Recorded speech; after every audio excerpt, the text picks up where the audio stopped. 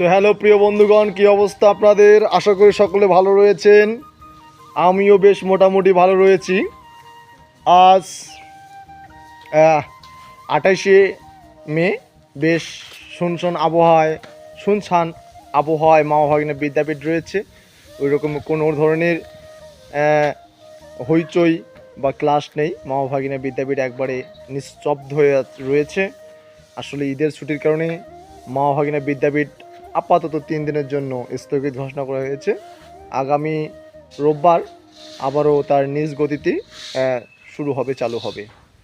তো বেশ মনোরম পরিবেশ। ঈদের ছুটিতে কোনো ধরনের হই হুল্লোড়, চিৎকার চেঁচামেচি নেই।